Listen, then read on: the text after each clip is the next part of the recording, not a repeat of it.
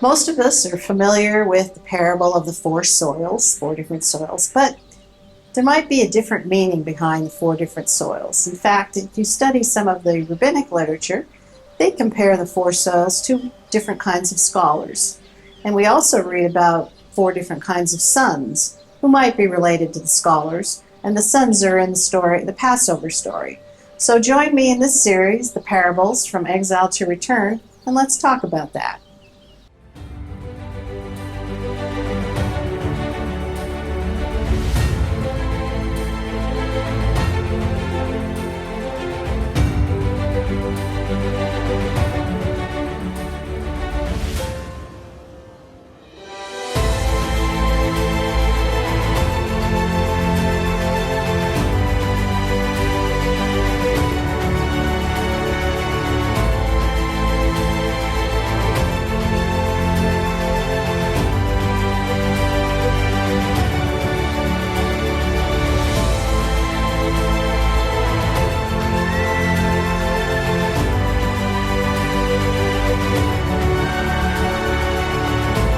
Shalom, I'm Dr. Dina Dye with Foundations in Torah, and thanks for joining me in this series, The Parables from Exile to Return.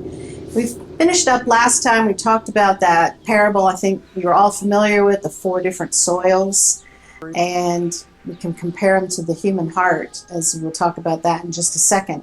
But one of the things we find is that in the good soil, there is what is produced is 100-fold, 60-fold, and 30-fold. And that seems kind of random. Why on earth, where do those numbers come from? And remember, I've talked about the context of all this being the dynasty of God, the dynasty of the son of David, the dynasty, the seed that is going to rule over the world. And so we see that through Adam as we come into Noah, and from Abraham down to Isaac and Jacob, and on down to King David ultimately, and the Son of Man, Yeshua, coming forth from King David. And that Abraham, when he was 100 years old, Isaac came forth. Isaac, when he was 60 years old, Jacob was born. And Joseph, when he was 30 years old, his two sons, Manasseh and Ephraim, Ephraim being the fruitful one, who would ultimately become Israel. And so these sprouts come forth out of the ground and become a mighty tree whose canopy would cover the whole earth. That is the nature of kingship. And again, these soils can be compared to the human heart. It's interesting that the human heart has four chambers to it, similar to the altar. The big, giant brazen altar in the temple has four sides, and the blood had to be splashed on all four sides when the offerings were made. So there again are other interpretations to the four soils. The rabbis tell us that there are four different types of scholars, that there are four different types of Israelites, and that, for example, the seed that's grown in the good soil are the righteous, the blameless, if you will, those that have made a covenant with God. We can read about this in some of the Talmudic writings, for example, that show a parallel to this particular parable. And the four types who sit in the presence of the sages. Those four types were, one was called the sponge, another a funnel, one a strainer, and one a sifter. And it was explaining how they received the word of God through that various descriptions. So, for example, the sponge soaked up everything he heard. The funnel would take it in one ear or one end and basically let it out the other. The strainer was the idea of the collecting, like letting the wine out, but keeping the residue in the strainer. And the sifter is the one who, compared to extracting coarsely ground flour, if you will, and collecting the fine flour. So the fine flour is the one that's collected. So again, compared to the human heart, four soils of the human heart. And ultimately, those of you who are familiar with the Passover Seder, the retelling of the story of the Exodus, talks about the four different sons. And there's really only one son, who is the wise son, again, who understands what's being communicated. So we've talked about this seed sprouting and becoming a mighty tree, and that tree is the king, the heir to and the king passes down that land to his heir. The king is the one who's supposed to rule rightly and maintain order, etc. And that the evil ones are really the kings and rulers of the kingdoms of this world, the Caesars, the Herods, the Assyrian kings, Sennacherib, Tiglath-Pileser, you name it, all those various kings. But the seed is the heir to the throne, the one who would rule over the kingdom. And the soil, ultimately, the human heart and how he rules and how he governs the people of his empire. So we're going to move now into probably the most famous parable, the parable of the prodigal son. And we can read about this in Luke chapter 15, 11 through 32. Again, I encourage you to go back and read it. So I know this is a very familiar parable to everyone, but there it talks about a certain man who had two sons, and the younger son wanted his inheritance. Now think king, exile, all that kind of stuff. He wanted his share of the property, and this is all related to the temple structure, the priesthood, etc., etc. And the wealth of the father was going to be divided between the two. So the younger son goes off to a foreign country, think exile, where he squandered all of his inheritance, the property, what was given to him. And he finds in this foreign country is a famine, because that's not the place where things are produced. And so there's a famine in the foreign land, and he now finds himself in need. He joins up with a citizen of the land who sends him off to a place in the fields to feed the pigs. And it tells us he longed to fill up on carob pods, but none was given. So he recalls, of course, that his father's workers, think temple, have food. And here I am starving. So I'll go to my father and I'll say, I have sinned against heaven and I have sinned against your presence. Again, think temple. And the statement is made that he recognizes he's no longer worthy to be called the son of the king. And so as he goes, he thinks, I can become a hired hand, like one of the temple workers, if you will. So while the son is still far off, his father has compassion on him and runs and falls on his neck and kisses him. And the father asks the slaves or the servants to bring out the best, to bring out the robe, the ring on the hand, the sandals on the feet, kind of think the inheritance of the son once again being restored. And bring the fatted calf, and let's kill it and celebrate with a feast. And this son, who was now dead, has come back to life. So the son was in exile, dead, not producing. Son has come back to life and is once again reproducing in the land. The son was lost, perishing, lost in the nations, now found, alive and resurrected from the dead, if you will, in the land. Now the older son, at the same time, he's out in the field, and he hears music and dancing, and as he comes home, comes near the house, the temple, and the idea is that the brother has come home, and the brother that was in exile is returned, speaking of Ephraim, and the son says that he's been in the house, Judah, serving as a slave, servant, if you will, for many years. And he, of course, felt completely ignored and saying, you never gave me a young goat to celebrate with. So we do have a hint of the goat being offered up of possibly Passover or possibly Yom Kippur, because those are the two feasts in which a goat would be slaughtered. And so the son that has remained, who governed the temple, remained in the land, is the one who is frustrated because he didn't experience what the son who went away experienced. And so the celebration goes on with the feast, probably, again, related to one of the festivals, again, Yom Kippur or Passover. And the son, the idea of the son who has squandered his wealth, has joined himself, Israel, Ephraim, whatever, in the nations, has been like a prostitute, a harlot with the foreign nations.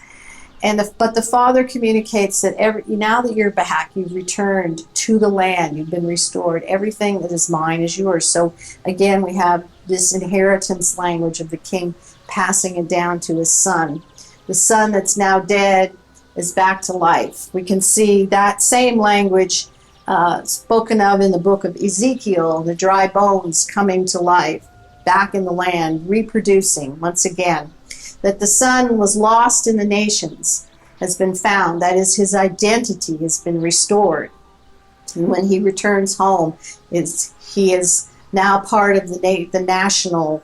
He's part of the nation, and now who he was has been restored, and his function and purpose has been returned to him.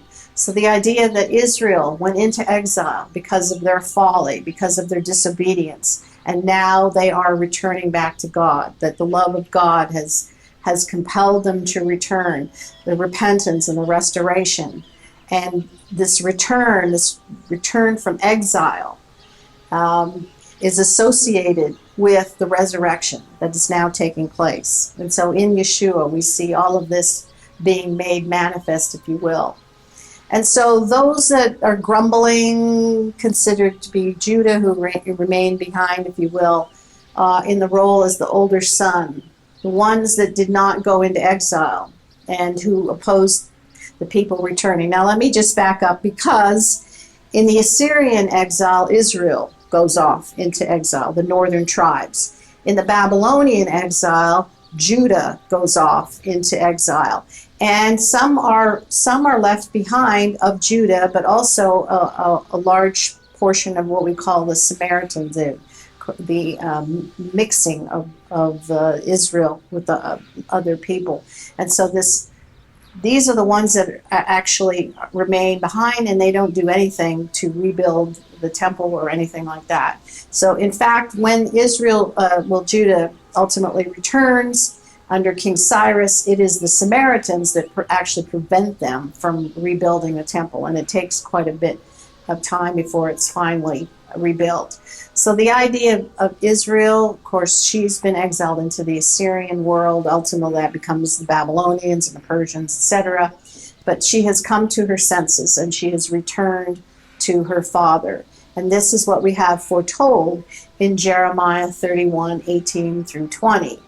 And those that opposed them returning and rebuilding were really not the true people. Of course, that tied to the Samaritans. But this is Yeshua is basically giving them a history lesson, reminding them that in this parable they have turned the corner, and they have returned, and they have been redeemed. And again, all of this tied to returning to the land, and all in the context of the ministry of what Yeshua is sharing with them in these parables. They would have likely understood that. Again, they had an option to choose how he ended the parable, which they would support or not. So Jeremiah 31 tells us, I heard Ephraim grieving. Restore me, and I'll return, for you, Adonai, are my God. For after I returned, I repented. Is Ephraim a precious son to me? For as often as I spoke against him, I still certainly remember him, and I will surely have compassion on him. And it talks about erecting road markers so that Israel, Ephraim, can return. So this is a great, joyous moment, and really this parable has everything to do with the restoration, Israel returning to the land, and a restoration between Yehuda and Judah and Israel. And at that point, the king can now rule over both. It wouldn't just be one, either the northern tribes or southern, but then over the whole land, like it was under King David, where we have what was called the dual monarchy, but he ruled over both of them. So now we'll jump ahead into the parable of the mustard seed, found in Matthew 31. Talks about a man planting a mustard seed in his field, the smallest of all the seeds. And when it was full grown, it would be greater than all the other herbs, it says.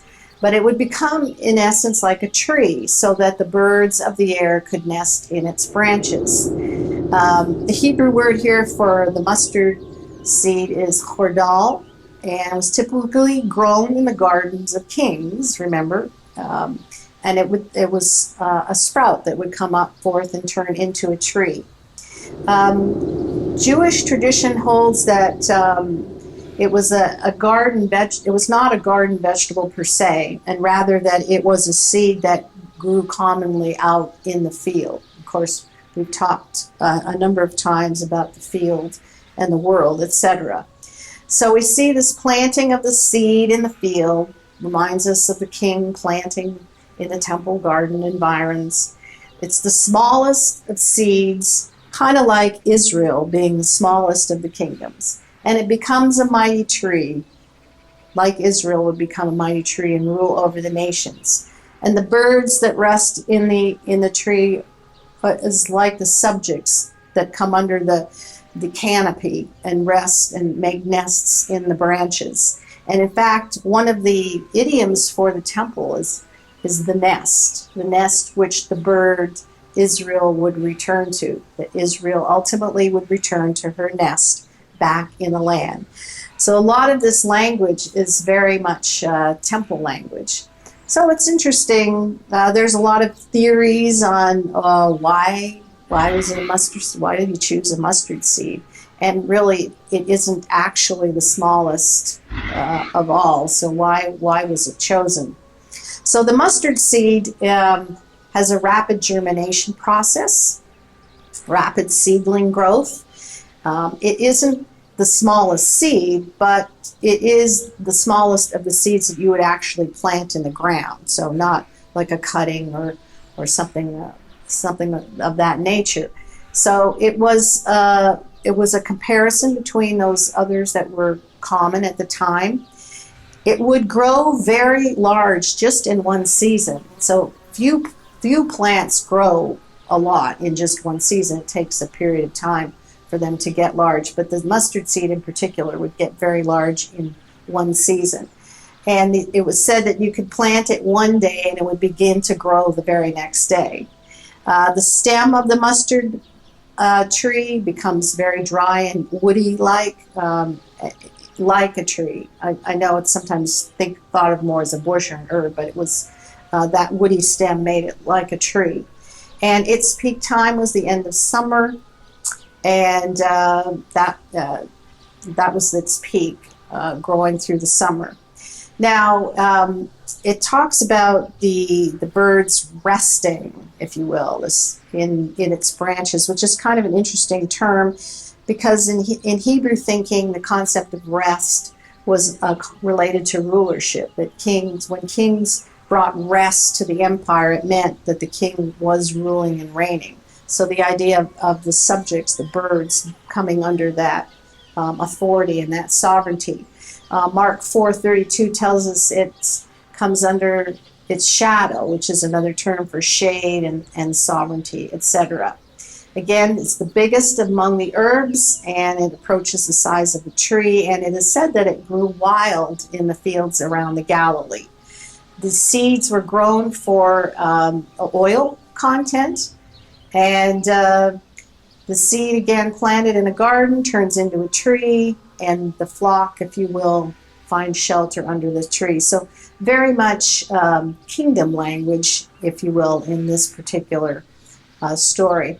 Now, the mustard seed story was said in the first century to undermine the imperial interests of Rome. So it was a story of how the kingdom of God subverts the kingdom of Caesar and the kingdom related to the temple, which is kind of interesting. So the kingdom was said to be like a pungent shrub with these dangerous takeover properties that was comparing them to the present reality that they were experiencing, the oppression under Rome. And the idea is that he would deliver them from exile in their land. The rabbis talk about this particular seed turning into a tree had something to do with undermining Roman occupation. So that was just a comparison that they had made at the time. So it's interesting that, again, even in this, that the idea of the mustard seed was to deliver Israel from oppression, from the rule of Rome. And of course, that was just an association that they made at the time with that particular tree. We have the parable of the good seed in Matthew 13:24, talking about a man who sowed good seed in his field, and while men were sleeping, an enemy came and sowed seeds among the wheat and went away. It's talking about the stalk sprouting up, producing the grain, and of course then the weeds appearing alongside. You could not harvest until you recognized the difference between the two. And the slaves of the landowner wondered, where did these weeds come from? And it was said that an enemy had done this. And the questions asked, should we gather them up? And the answer was, you'll uproot the wheat if you do it at the same time. So let them grow together until the harvest, and then of course you'll be able to clearly identify what's what. And the reapers will come and gather up the weeds, tie them into bundles to burn, and they will gather the wheat into the barn. So the wheat, of course, would provide the food for them. So there's this distinction that's being made there. So interestingly enough, one of the terms for the barn or the storehouse or the granary was represented by the Holy of Holies, the place where the seed grain would be stored. Of course, it was put on a threshing floor and threshed to separate the wheat from the chaff, to separate these two. And the chaff is often compared to foreign empires. Babylon was compared to chaff, where that when the wind came, it would just it would blow off, and the heavier seed grain would fall to the ground, where it could be swept up and stored away to provide for food. And we've talked about, the place outside the camp. This is where they would take the weeds to burn in bundles outside in the place of the burning, which was considered to be the area outside of Jerusalem where they would actually burn the trash. So we have, again, the idea of this enemy or this oppressor, this foreign entity coming in and sowing their seed in the middle of the field where the wheat. And Israel comes to represent wheat. The idea of grain, righteous grain, is actually an idiom for Israel. So again, in this context, we see the language of the kingdom. So we're almost done our series here on the parables. I'll close up here in just a couple of minutes. Hopefully I've given you enough to chew on and to be able to read the parables with a different mindset, with a different perspective.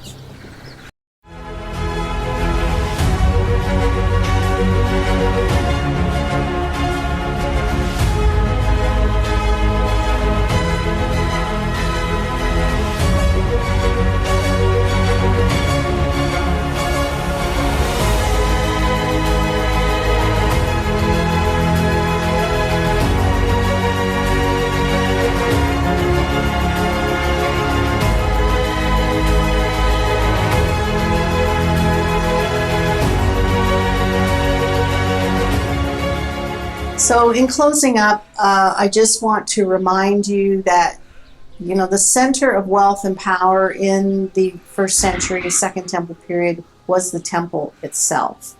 This is where all business was conducted. This was the religious center, the commercial center, the judicial center of Israel. And so this was the place in which their whole life revolved around what was going on in the temple. And it was into this environment because the rightful high priest and the rightful king is Yeshua the Messiah. And he comes into this environment. But there are other people operating. We have, the Herod family is on the throne, passed down to the sons. And it is that Yeshua is basically, he is the rightful heir. He is supposed to set up shop temple's supposed to be there, cleansed, and he's to set up shop and rule and reign from that space. And those that are running the show are not going to allow that. That he is stepping on their toes, and he is railing against these guys and what they're doing, because what they're doing is basically doing what Rome is doing, and they're oppressing the people. So all this language of the parables really surrounds the idea of a temple standing established with the presence of God there, where the king is seated on the throne. When they're in exile, there is no temple. And Yeshua is consistently addressing these types of issues from exile and to the return. The master who goes away could be the king, could be referring to God, in some instances perhaps the true high priest, if you will. That the priests were always responsible for running the household, running the house, making sure everything runs according to God's design, not their own personal gain.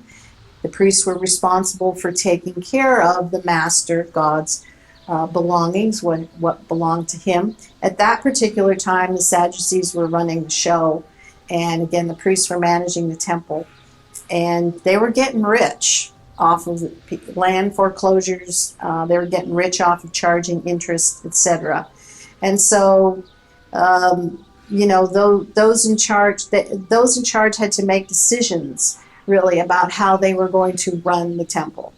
And a lot of these parables are related to this. This was an honor-shame society, and so the things they were doing were to keep so that they would maintain their honor. If they would lose their wealth and their status, they would be in a situation of experiencing shame in the greater culture. And so all of these parables are really related to this thing. And, we have the parable of the fig tree as well, and I've talked about how trees in the ancient world were kings. And so ultimately the fig tree came to represent the king himself, the king of Judah, the royal dynasty and the line. And Yeshua cut off that fig tree because the kings had basically brought disgrace upon the kingship in the temple, and it was making a statement that he is the true fig tree, he is the true vine, he is the one that connects heaven and earth. It is through him that we have access into the holy temple, etc. And he is the true menorah. He is the true light of the world. He is the Etz Chaim. He is the tree of life. He is the King of Kings. It is his rulership.